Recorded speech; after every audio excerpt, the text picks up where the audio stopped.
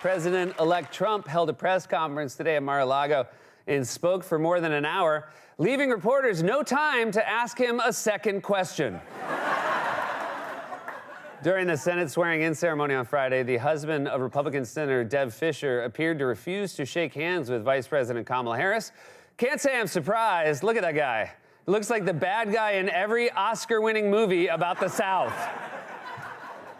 At an event over the weekend celebrating the signing of the Social Security Fairness Act, President Biden appeared to forget the name of an attendee while leading the room and singing happy birthday. And he's definitely getting old because it was Jill. President Biden was interviewed over the weekend by USA Today, which is set to be published tomorrow. So if you want to read it, you only have a few minutes left to check into a La Quinta.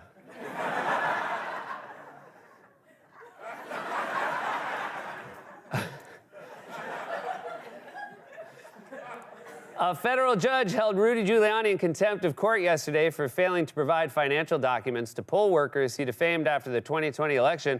Also holding Giuliani in contempt, the sketch artist. President-elect Trump reportedly hosted a Christmas Eve event last month at his Mar-a-Lago club. It even featured an appearance from Frosty. Krispy Kreme has partnered with the maker of Pop-Tarts to offer a new collection of donuts, including a frosted brown sugar cinnamon donut with a cream cheese buttercream frosting and topped with a mini Pop-Tart bite. And that should give you the energy you need to finally give back the ring. The FDA yesterday announced new maximum levels for lead in baby foods. Well, it's a little late now. The lead voted. The NFL concluded its regular season over the weekend, and not as New Yorkers thought, in September. And finally, according to a new report, some New Yorkers are scratching off or painting over digits on their license plates to avoid the city's new congestion toll. Luckily, the standard New Jersey license plate comes pre-blurred.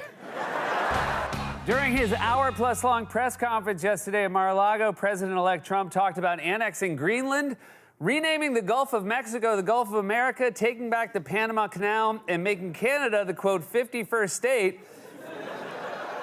So God only knows what he has in mind for day 2. In a new interview with USA Today, President Biden confirmed that he is considering preemptive pardons for President-elect Trump's political enemies, including Dr. Anthony Fauci, former Republican Congresswoman Liz Cheney, and the Wind. According to a new poll, President Biden is leaving office with the lowest net positive rating since former President Nixon, though I'm guessing a lot of Nixon's records are about to get broken. Former Republican Congressman Matt Gaetz said in a new interview that he is, quote, starting to think about running for governor of Florida. Well, you'll have some pretty weird shoes to fill. The CEO of Panera Bread announced yesterday that he would be stepping down after deciding he can no longer, in good conscience, refer to macaroni and cheese in a bowl made of bread as soup. According to a new report, thousands of pet owners are attempting to teach their animals to speak by having them press buttons that play a word. And if it works, women are going to try it with boyfriends.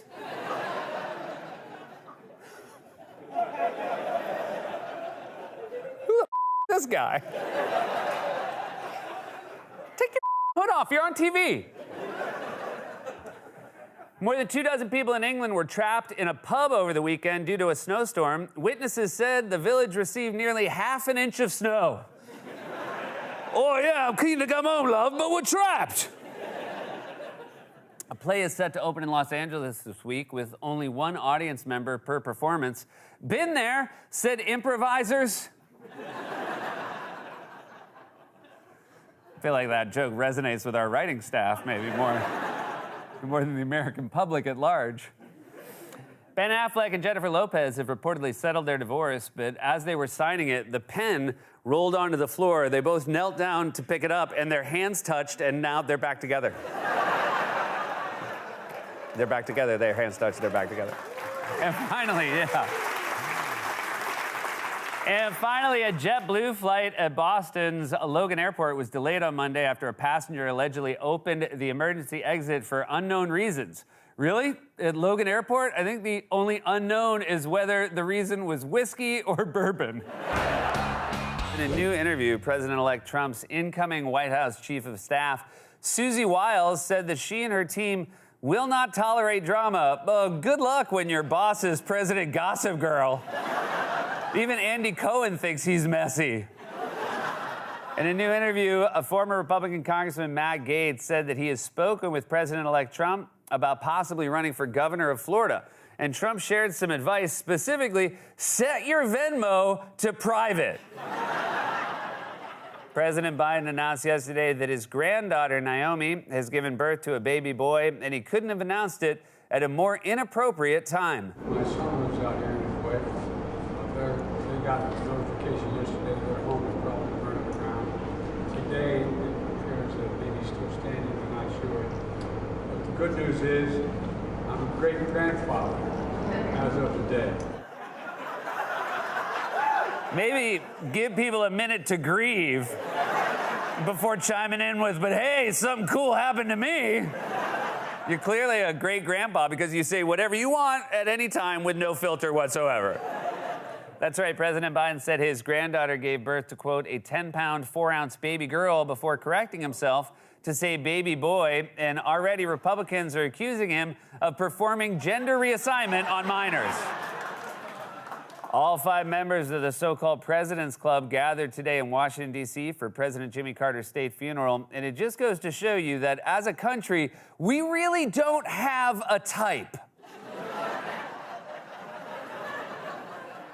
Elon Musk said in a new interview that the Department of Government Efficiency probably won't find $2 trillion in savings, but added he could still give President-elect Trump a, quote, epic outcome. Ugh, everything he says sounds like a screen grab from Mortal Kombat.